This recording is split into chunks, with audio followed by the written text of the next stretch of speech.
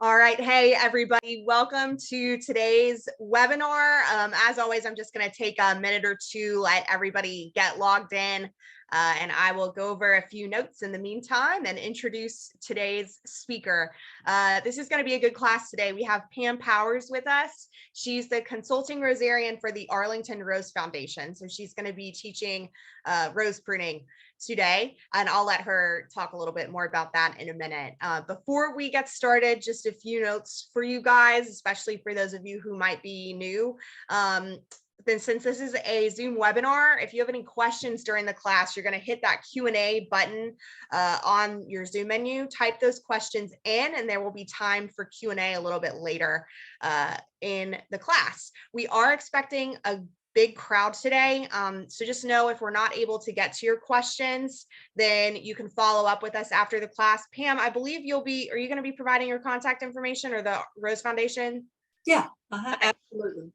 So Pam will be providing contact information so you can follow up with her and with the Rose Foundation with any questions that you have if we're not able to get to all of your questions today. We are recording as well, so you can definitely let us know if you would like some help getting that recording.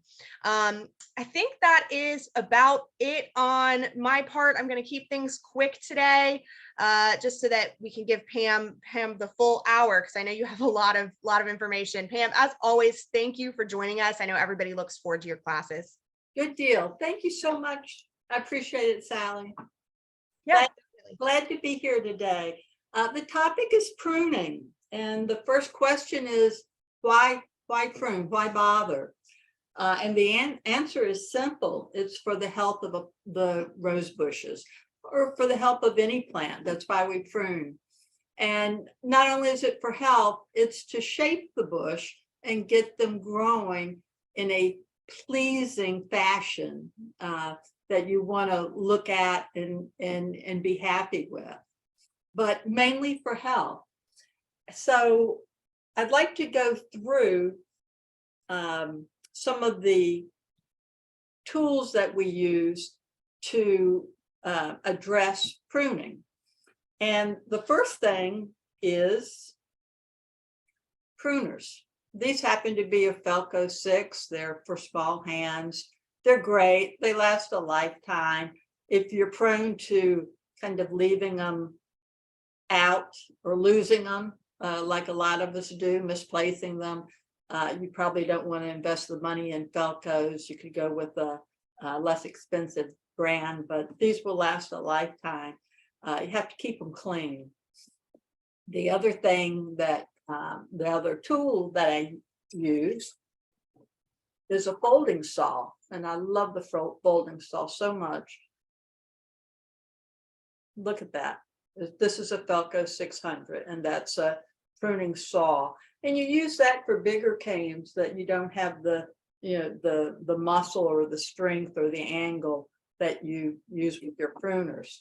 And then for really big bushes and big jobs, this is Corona. Look at the diameter of that. You can cut a big cane with that, or a big limb or whatever, because the diameter is so large. And these are Coronas, and they cut up to 1.5 inch cane or tree limb or whatever. So these are whoppers. We're not using this today, but I use them often in the garden. So those are the three tools that we use. I'd like to talk about cleaning them because that's a great wintertime or now time activity. This is just goof off. It's a gel, it's a gel remover, and it gets rid of gunk and grime. And so I just go squirt, squirt, squirt, squirt, squirt. Really make a mess. So I always have paper towels down and let it soak in. And I just work it in. And then I use a little WD-40. Everyone's familiar with WD-40. Just a squirt. And what that does is it lubricates. And it helps remove things, gunk and grime. And then what I do is I have steel wool You can buy this really cheap Home Depot. You probably have some in your home already. And then I just hold them and I just clean the gunk and grime off the blades and wherever it is. And it really does help. Sometimes if you haven't cleaned your tools in a while, you may want to do this twice.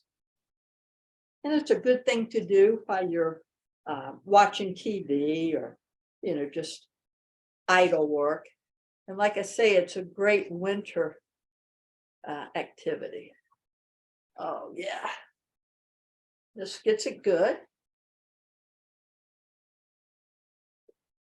And it will remove rust. This gunk off, and WD-40 will remove anything. So you want to take good care of your tools.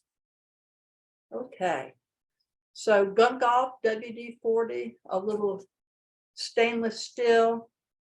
It cleaned them right up. Doesn't sharpen them though. So to sharpen pruners, okay, you want to have a sharpener. This is a Felco sharpener. Okay. I love it. It's a little small, so sometimes you tend to lose it. This one is a diamond sharpener. You can get it at an old-timey hardware store.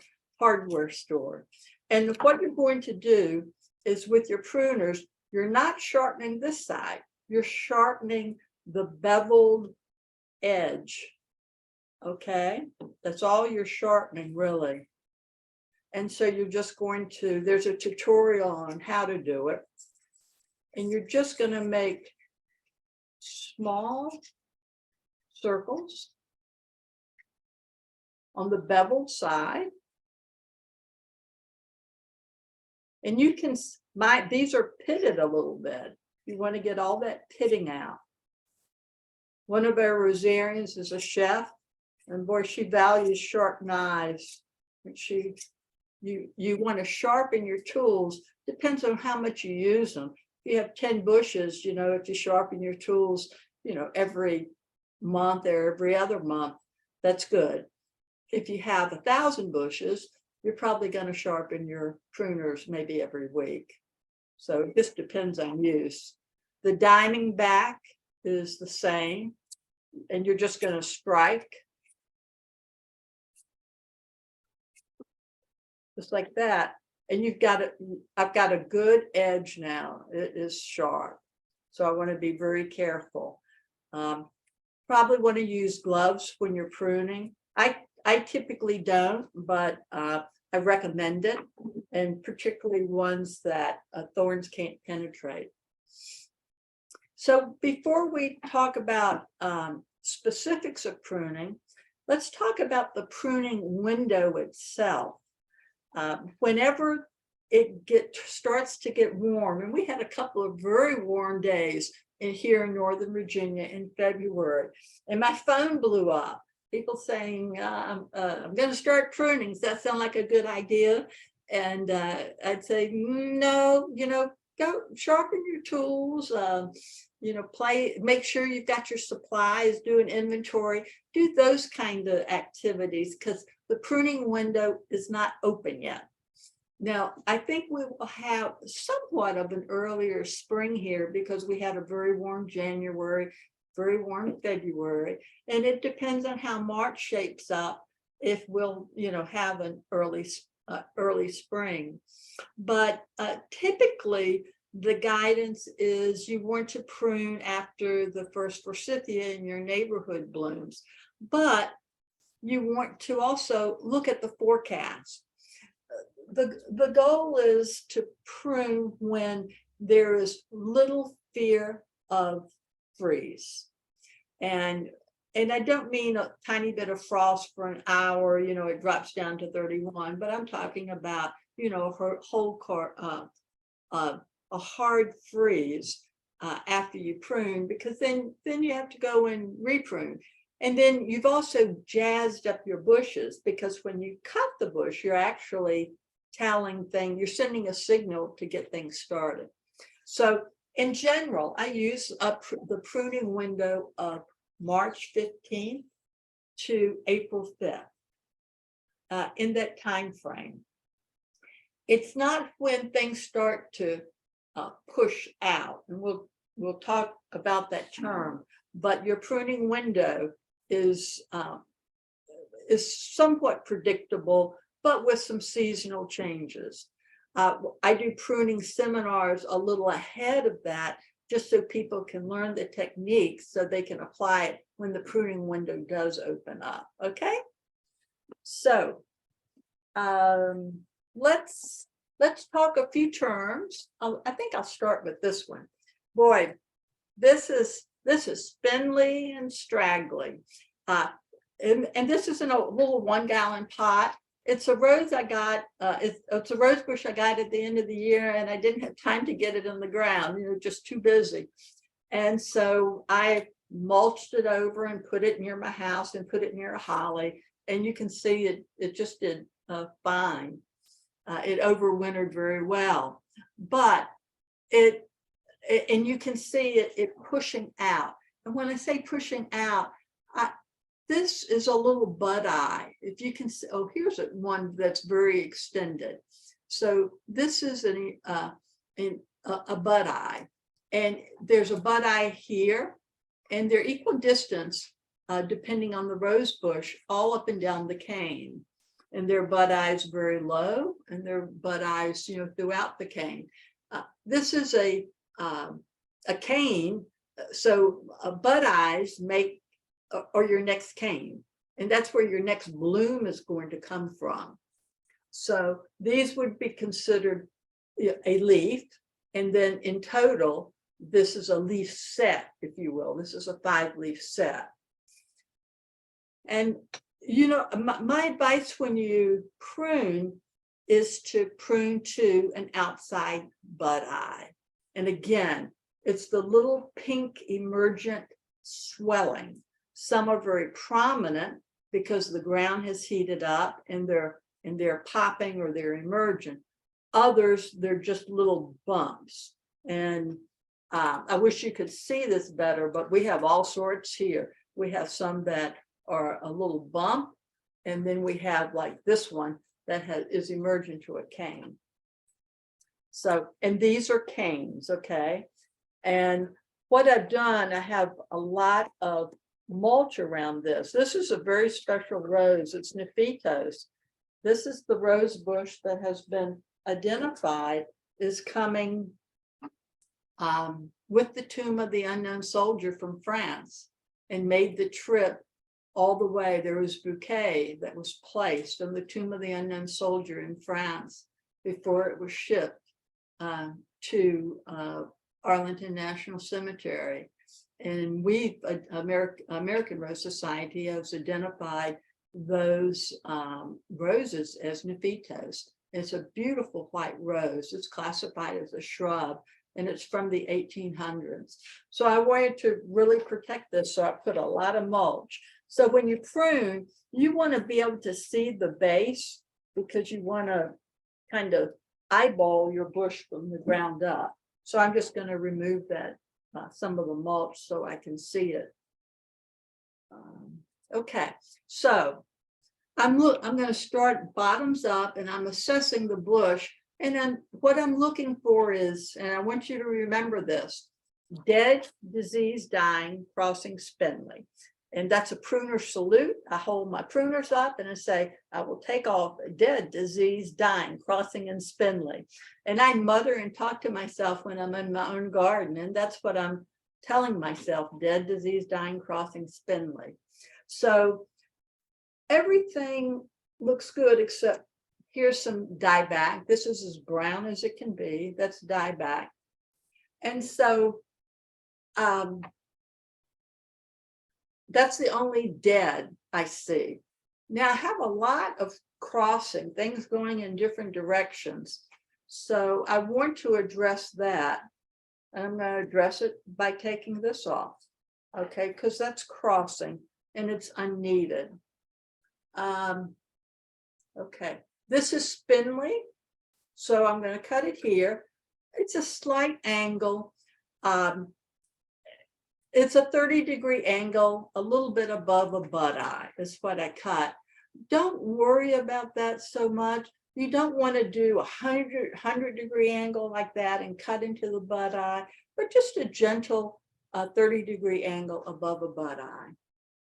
And you can see I'm going to shape this, take this out, crossing. This is all very spindly, and this is a great example. You can see the thickness here, and then you can see it getting thinner and thinner and thinner. And believe me, if what comes out from here, people say, yes, you'll get a bloom, but you'll get a weak bloom. And the cane is getting so spindly, it can't support the blooms. So you want to be sure that this is going to be able to support blooms that comes on it. So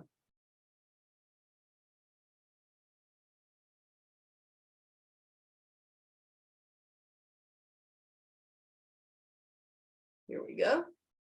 Whoops, that is dead there.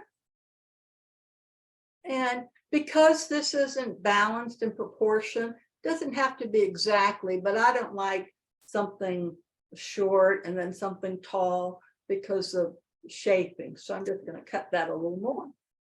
And now this is ready to go in the ground, fully pruned. And this will be a beautiful, beautiful bush. I have one down at Columbia Garden Cemetery in Arlington, and planted a bush just like this. And by fall, this is, you know, easily 3 feet by 4 foot. So it's the miracle of plants, really. And you think, oh my, nothing ever is going to come of it, but lo and behold, it does, year after year after year. So this one, let me see if I can just pull it over here. When you're making those cuts, it's above a butt eye, correct? Yes, it's above the butt eye, about 1/4 of an inch, and I have a little angle. Let me get rid of this. So I left the mulch in here. You know, I heavy mulch pots for winter. And then when you prune, you've got to be able to see the base, because you want to know, is there anything you need to address, anything you need to address from a grafted bush. This Nephitos is an unroot bush. Okay, and this is a grafted rose. It's a hybrid tea. I don't know the name of it, and I don't have the tag. So, but I just want to show you not to be timid with pruning, because pruning is so valuable for the plant. So this has 3 canes. That's good. It overwintered well. And we're going after dead, diseased, dying, crossing, and spindly. Okay, so dead is here. Dead is there. Okay, and it's dead. How do I know that? Because it's brown. And when I made a cut, you know, this is green. So brown to green, and I know I got the dead. All right. This cane is like a dog leg, and you don't, or a hat rack. You don't need that on a newly emerging hybrid tea. So I'm going to cut all of this out. Boom. And I cut it. You can see this is the emerging butt eye. Now, I didn't do a particularly good cut because of the thorns there, but slightly above a butt eye. Boom. And the next growth will come here. Boom. And you can't see it, but the next cane comes like this. And then the next one goes like that. Okay. So I'm shaping and addressing dead, diseased, dying, crossing, spindly. This is spindly, too spindly. And spindly is a relative term, you know, because this is nice and thick. So what I'm going to do is hit this up. Boom. And I don't like this sticking up, because this is like a dog leg. It's a joint.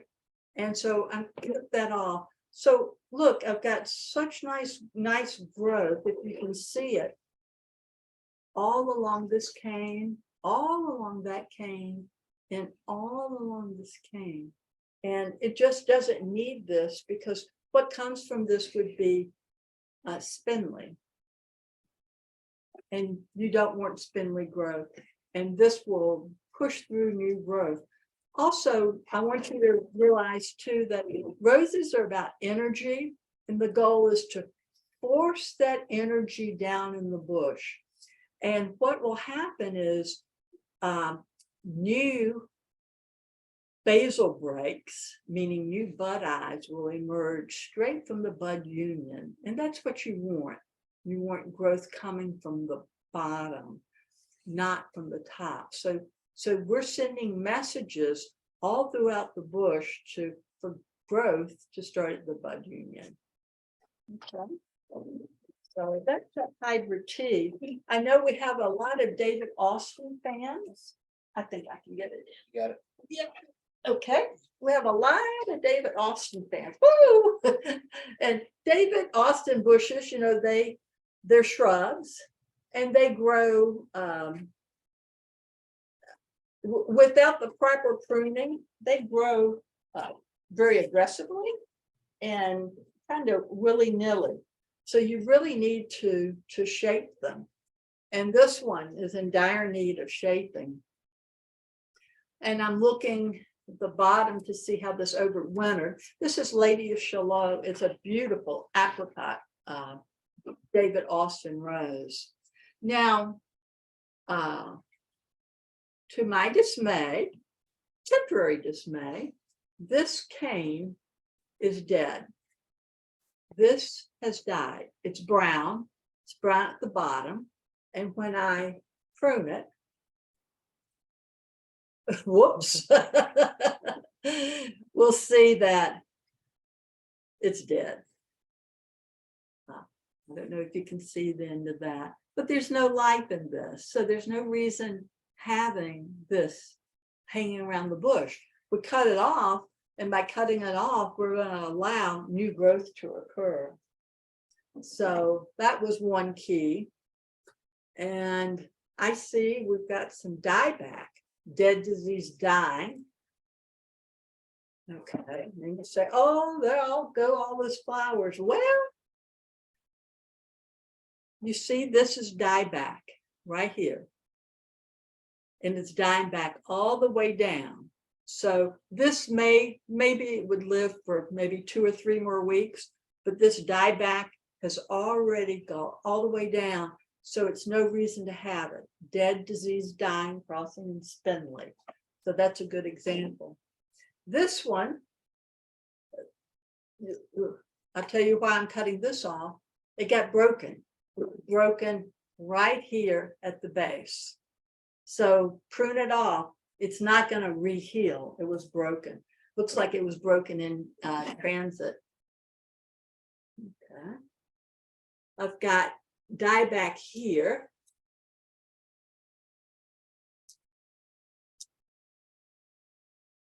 Not a good cut. Okay, so that's dead, but I'm liking what I see here. I think this is going to be okay. Coming out here, I've got some spindly growth I'm going to cut off. This is spindly growth. Yes, those may flower, but it's so spindly. We want strong canes. Okay. And I think here, and then these are just spindly. So I could cut here and be happy with that, but I tend to cut a little more aggressively because I know this is going to yield so many blooms in the spring. I'm confident of the cut. And then here, I think I would cut here. And this is all spindly. I could cut here, and I could be very happy with that. Or I could take it just a little bit farther and cut here above that bud eye. And either way would be okay, because it was spindly, but not too spindly, but I'm much more happy with that. Now I've got something sticking up here and the rest of the bush is down low. I don't like that look. So I'm just going to cut this down a little bit more. Here's a bud eye that is leafed, beginning to leaf out right here. So I'm just cutting a little bit above it. And now this bush, it grows so much. Gorgeous David Austin rose bush. It will be probably 3 feet, 4 feet by 5 foot in the fall. So, and you'll get, it's prolific bloomer. I love this Lady of Shalott. So those are the 3 demonstrations I wanted to do today, just to show you dead, diseased, dying, crossing, and spindly. And repeat that. And as you're out there, you want to address your shrubs and hybrid teas and grandifloras. Now, climbers are slightly different. Climbers are, you generally don't want to prune them in their first year, but you want to shape them and train them, whether it's against a wall or a pillow or a pillar or a trellis or whatever, and tie them so that they do have that ability to climb. But with, just like with these bushes, you do want dead, disease, dying, crossing, and spindly, but to a lesser extent, okay? And with climbers, if you have a 5-year-old climber or a 10-year-old climber, and it may be a little bit counterintuitive, but the goal is to take the oldest cane, because the oldest cane is sputtering. Roses should grow from the bottom up, not just from the top. They should have leaves all the way from the bottom up to the top. So same way with climbers. And if they're pruned properly, they will have those leaves at the bottom. And you want to take that oldest cane if it's a 5-year-old bush, because it's petering out. It's less productive. You won't be seeing blooms at the bottom. You'll be seeing blooms midway up or even at the end of it. So it's a way to rejuvenate the bush. Okay, so pruning can rejuvenate a bush along with good soil. Okay, one thing, garden startup. So those are my remarks on pruning, but I would like to talk. I have a few minutes, and I said if I had a few minutes, I would talk about another very important garden startup task. And don't be in a rush to go out and prune. Pruning window hasn't opened, but you can go out and test your soil. This is a Kelway pH meter, and there are a lot of different meters. I have one that has a long stake that you can get closer to the roots. The goal is to get down in the roots and get a read. Roses are very particular about their pH. Many plants have generally a wide pH band, like from 4 to 6, and that just means does it prefer alkaline soil, or does your plant seek acidic soil? So roses have a narrow band, and that's 6.25 to 7. And this is what this measures. It measures the pH, and you put it right by the roots along the drip line, and it gives you a read. And if your if the soil in your rose bush has a pH below 6.25, you want to add a little lime. I've been in gardens before, and there are gardens that have been neglected and tested. One rose garden, they have 250 roses. I tested every single rose with my Kelway meter, and some of the roses, they actually died because their pH was so low. It was in the like 4.2, 4.3. And you say, well, that's only 2 points different, but it's a logarithmic scale. So it's a big difference. And so I ended up on that garden putting down 500 pounds of lime throughout the growing season. because lime raises the pH. And when you have the proper pH, your rose bush can absorb the nutrients you're giving it. So if you've ever been feeding a rose bush and you pruned it properly, but yet it's petering out and not doing anything for you, it could have to do with the pH, because the pH at the 6.25 to 7 helps the rose bush absorb the nutrients being given. Okay, so a good activity right now is doing a pH test. Now, if you don't have a handy dandy pH meter that reaches really good to the roots and is reliable, you can, at Merrifield, they have, it's a green card, it's at the plant clinic, and it's a soil test. And there's a little box inside the paper, and you fill it out and you send it off to Virginia Tech. And it's pretty reasonable price for the soil test, basically $15 and then mailing.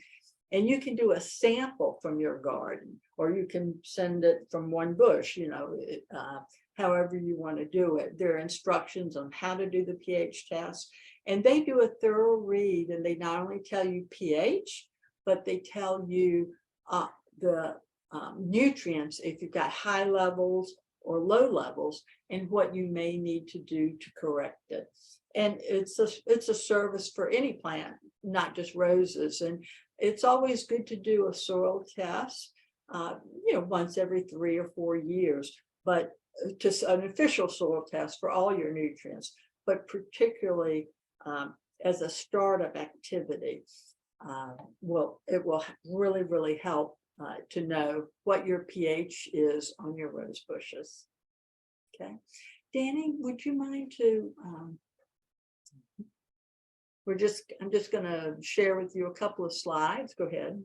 Okay, so there are some pruning events coming up. This is a webinar. I think you get more out of it, and you certainly build confidence and skills in person, and you're certainly welcome to come. This is on March 12th, Sunday, 2 to 4, and that's at Columbia Garden Cemetery Rose Garden. It's in Arlington, Virginia. Be sure to, you know, bring your pruners. We help you clean your pruners. We have all the products there to clean your pruners, and wear garden shoes, garden hat, wear your gloves, dress warmly if it's a cold day. And then we have March 15th. It's a Wednesday, 9 to 11. If weekdays work better for you, you can stop by the same place, and you can help us prune the rose bushes there. We give you the tutorial first and serve as a coach, and you can prune different kinds of rose bushes. And then on the 26th, on Saturday, we do have at St. Agnes Catholic Church, which is in Arlington as well, free event. Stop by, and they have a small rose, well, small, about 30 rose bushes that they take good care of, and you're welcome to come. And they're old rose bushes, so it's a good spot to go if you want to really prune some of these really big old rose bushes. And we do it right, and they have wonderful blooms, you know, throughout the year. So those are some pruning events you can tune into. Next slide. I'd love for you to become a member of Arlington Rose Foundation. We help with pruning, but also with so many other aspects of rose growing, including selection. You can go online. Oh, it says rose.org. Didn't mean to write that. It should be arlingtonrose.org. You can become a member at arlingtonrose.org, or you can send a check to Arlington Rose Foundation. 1 year is $15, 2 years 28, and 3 years is $39. And we do have a price increase coming up this month, so if you'd like to join and take advantage of the lower rates, I encourage you to do so. We do 15 events during the course of the year. aside from the pruning event that's coming up, we have how to grow beautiful blooms. And that's on April 1st. And it's here at Maryfield Garden Center in their seminar room. I'm delighted to have their seminars back. It'll be so much fun, and hope to see you all at that. And we also have our rose show, rose and photography show. I look at it as a rose party where we compete. Everyone can bring their roses in and compete for gift cards, cash awards, decorative items, functional products like great fertilizers that it's hard to find, and interact with other rose growers. It's a fun 2-day. It's going to be Memorial Day weekend. It'll be that Saturday and Sunday. So if you're interested in that, please let me know. And I'm going to go to questions right now. But if you have if we don't get to your question, I can always be reached at ARF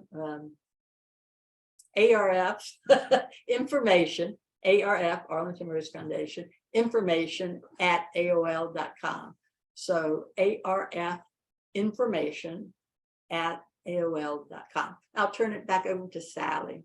What are some questions? Thank you so much, Pam. I'm going to start by consolidating a few. I've seen a few questions about. The first one is, do you have any recommendations for more of the like landscape type roses? Is the pruning method the same for like the what are the popular ones, like the knockouts and the drift roses and those kinds of things?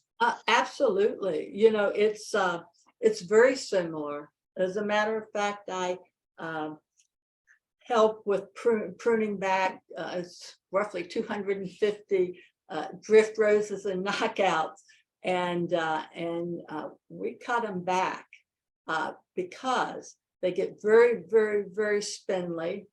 Spores have overwintered, and they really get cut back. It's dead disease, dying, crossing, and spindling. Yeah. One thing I didn't mention, but I will. I have this alcohol in front of me, and I always do it, but I didn't today because I have the spray alcohol to sanitize your pruners. And just like with COVID, you know, you wash your hands more often. Okay, you want to be sure you have this before you start your pruning.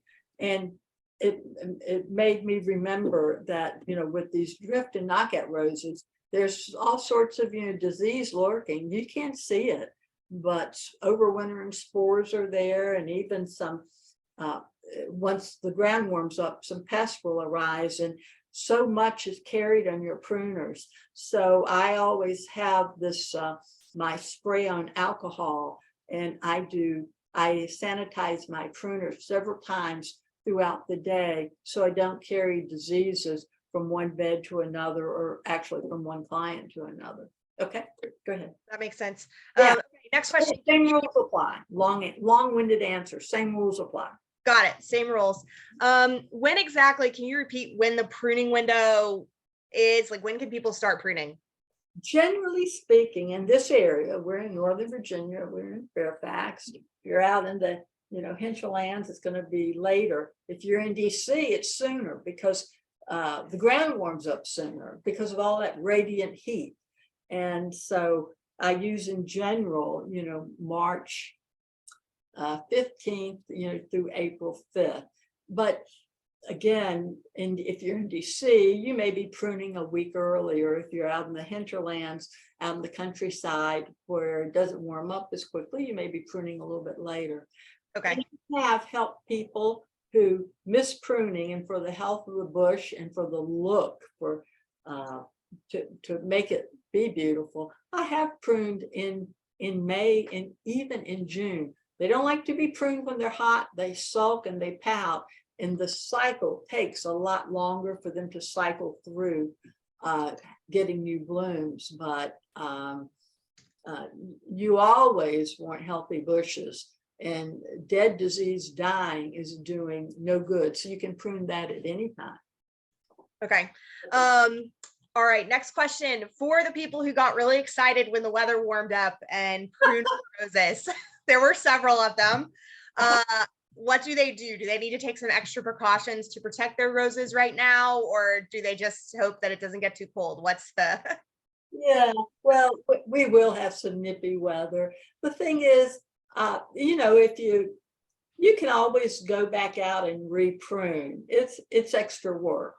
And if you didn't address dead disease, dying, crossing, and spindly, you can go back out, when the weather warms up and do that.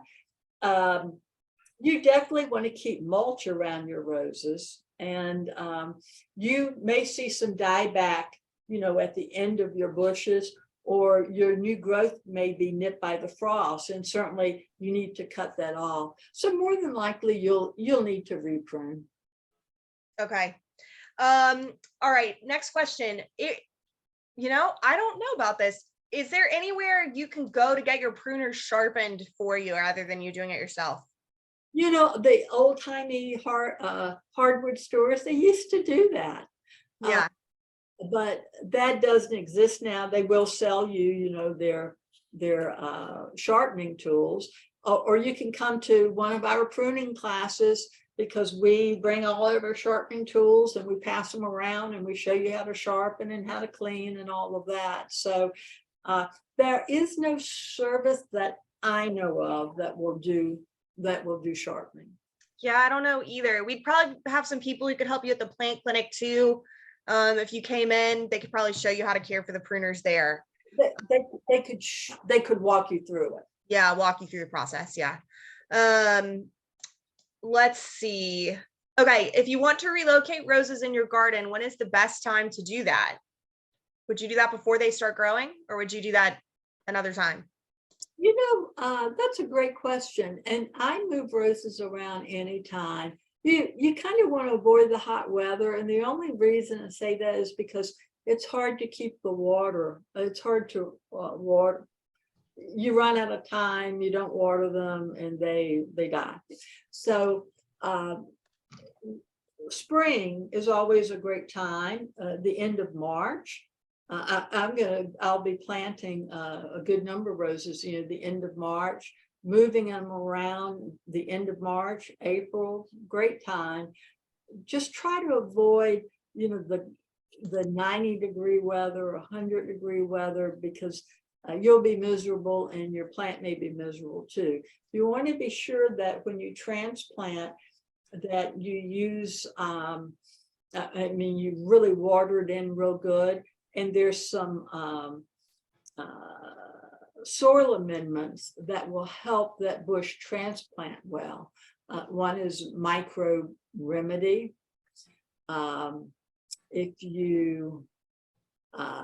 Another is any kind of mycorrhiza.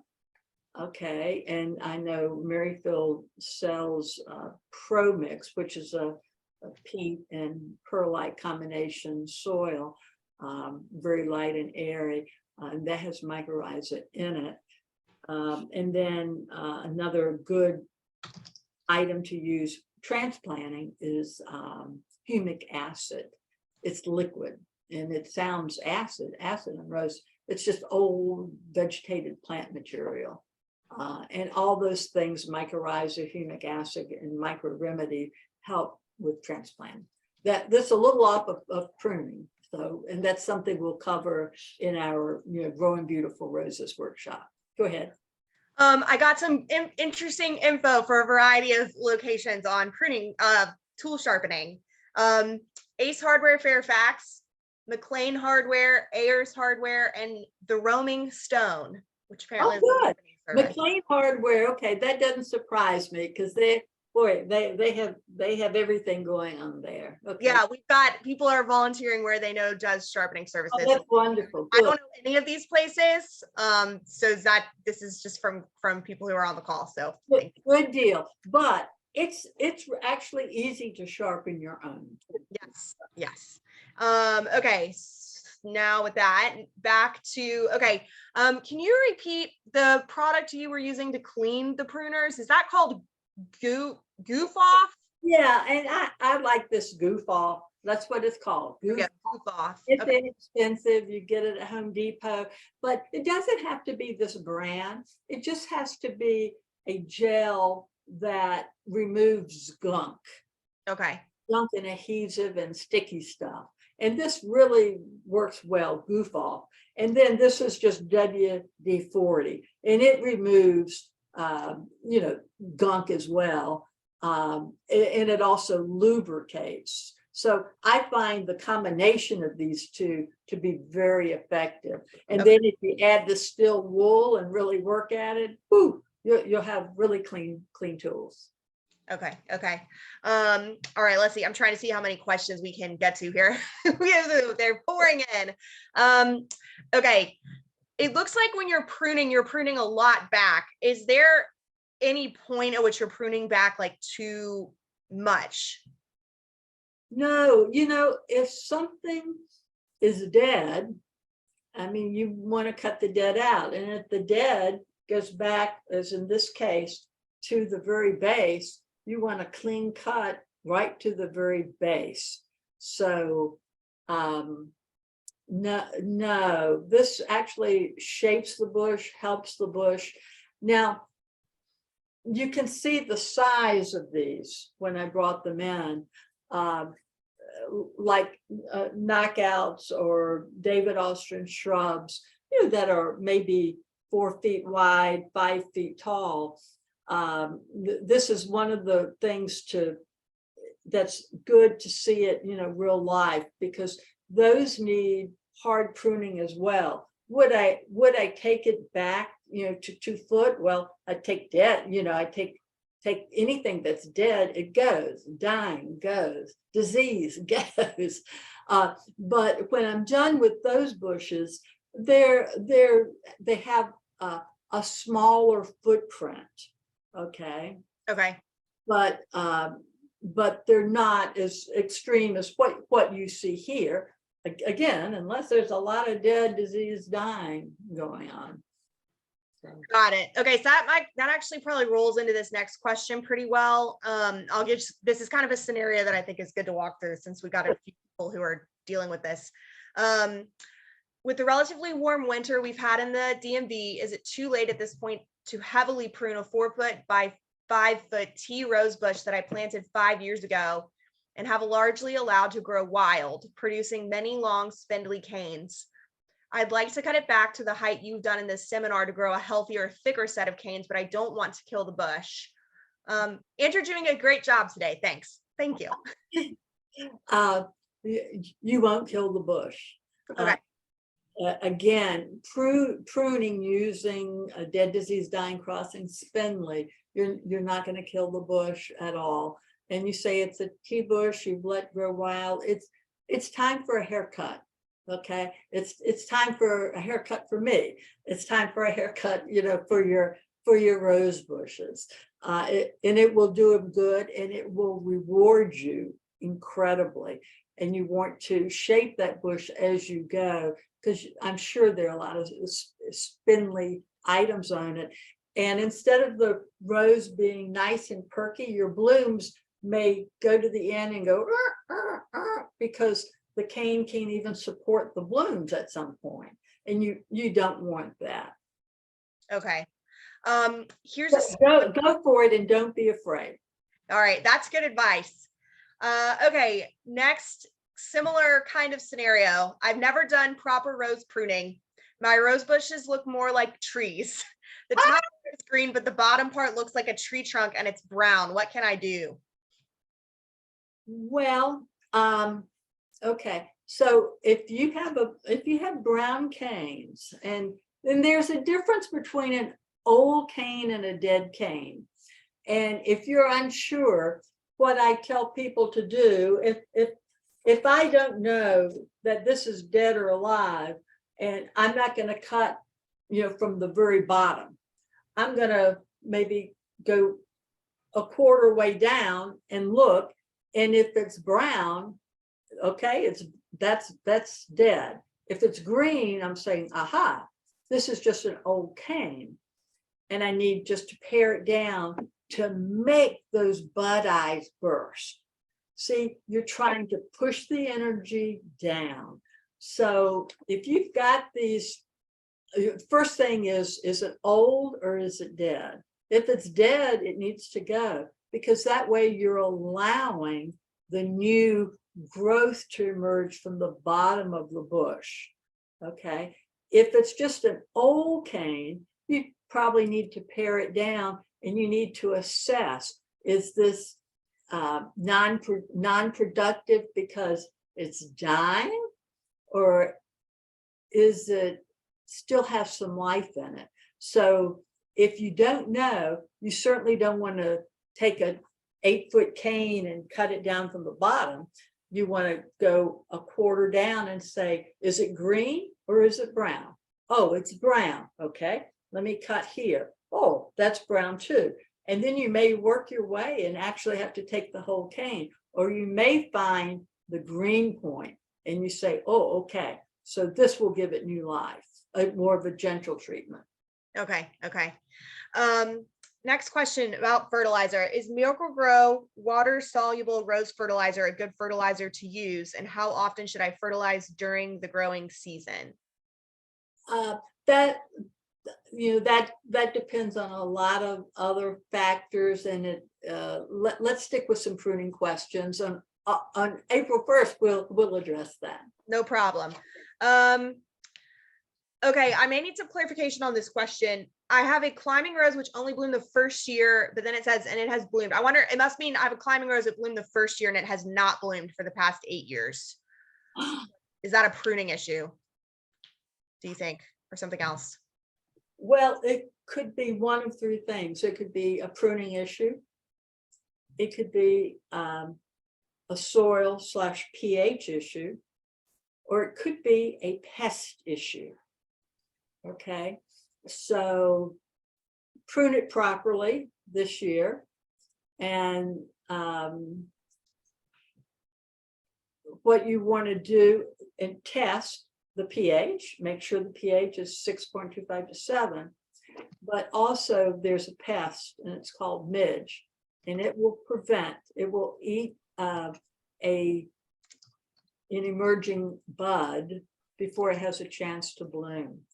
And that's something that we'll cover in an April 1st workshop. So it could be one of three things: pruning, which you should address, your soil, which you should test, and learn more about midge, because it is a very sore point, and it's an infestation that's here in Ohio, Pennsylvania, this area, that happened about 8, 9, 10 years ago. Okay. We have to treat for midge very aggressively in this area because it's everywhere and it's carried by wind. Okay. Let's see. Next question. I have some quite old hybrid tea roses that have long, large canes with no nodes to cut above, other than on the branches a lot further up. What should I do to cut them back? Say it again. Okay, I have some old hybrid tea roses with long, large canes with no nodes to cut above, other than on the branches a lot further up. So apparently the only bud eyes, it sounds like, are nodes that you could prune from are high up. No. Okay. So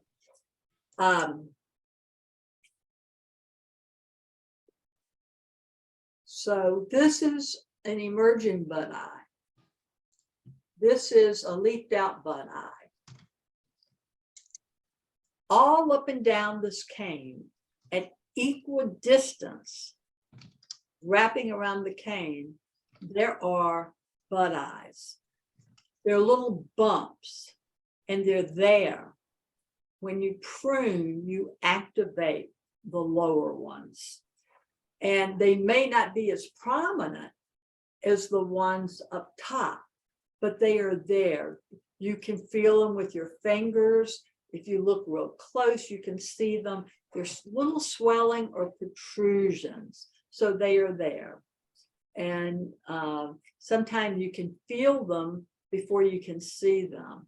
So you also see a little ring adjacent, if you will, to the bud eye. So don't hesitate to cut further down on your canes. Okay. Yeah. They're just not as prominent, but they're there. They're there. They're just not as visible. Yeah. All right. Let's see. Sorry, I'm scrolling through questions here. Can you recall, is the Rose Show, is that Memorial Day weekend or Labor Day weekend? Memorial Day weekend. It's in May. Memorial Day is in May, right? Yeah. Memorial Day. Yeah. Okay. So it's May. All righty. Looking for more pruning questions to start with. Okay. Oh, okay. Do you know, are rose bushes susceptible to being eaten by deer? This isn't pruning, but this person bought 2 Queen Anne roses and they were beautiful, but they didn't do well once they were planted and they have deer. So they're wondering if it's the deer or some other issue. Well, deer will prune your roses. The problem is they've never been to class on how to prune. Oh gosh. So deer love rose bushes, and they will come and right when your bloom is getting ready to open, they'll come and they'll eat your cane, they'll eat your blooms, they'll eat anything.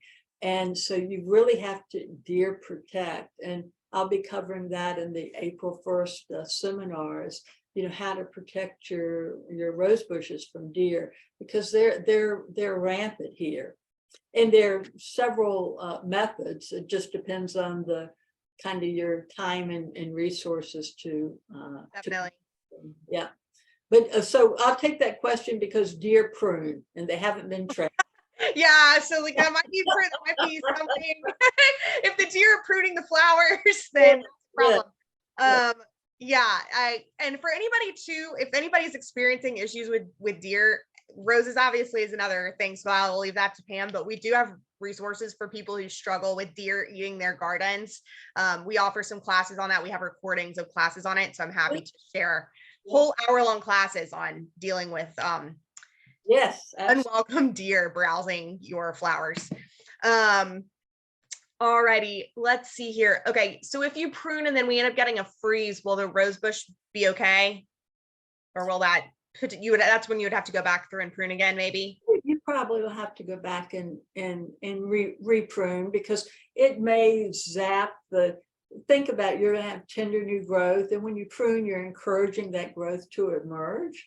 And so, the tender new growth may be hid. You may have to go and reprune that out. Okay. But just don't be in a hurry. There are plenty of other tasks, soil testing, cleaning your tools, that you can be doing to get ready for the season. Okay. Okay, next question. Is it feasible to keep a rose bush in a container for its lifespan? Can you, or is there an issue with the root system? I'm assuming they have to be planted in the ground. Yeah. Well, and when you say, so to me, this is a container. This is the pot that it came in. I want to get this in a bigger pot,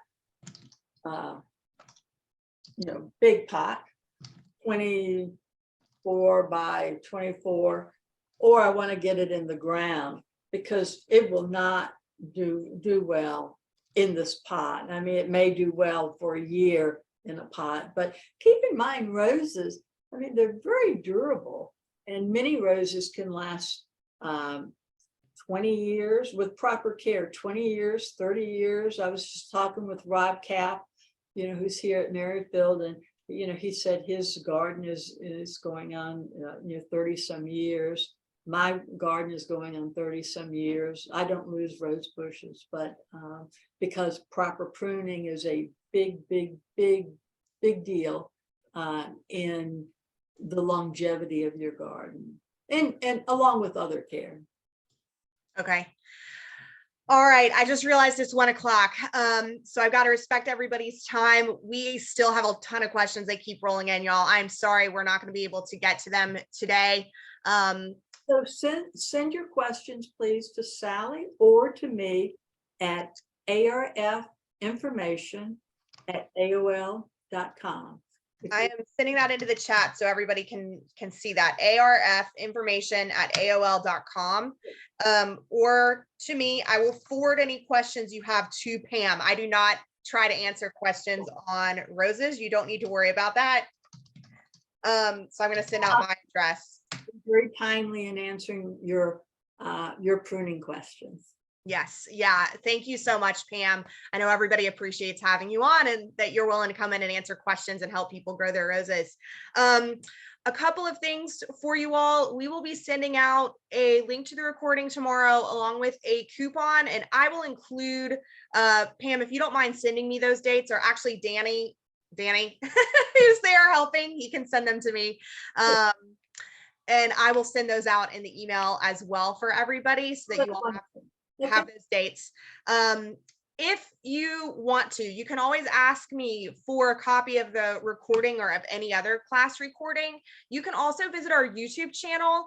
It's Merrifield Garden CT, like for Merrifield Garden Center, and our stuff's all on there. So you can just go directly there. If you don't want to email me, that's fine. I think that's it on my end. Pam, do you have anything you'd like to wrap up with before we close? I just thank everyone for their interest in roses, and hope to see you this spring here at Merrifield Garden Center. All right. Thank you so much. I know we're happy to have you back in the store soon. Thank you. All right. We'll see you later. Bye, Pam. Bye.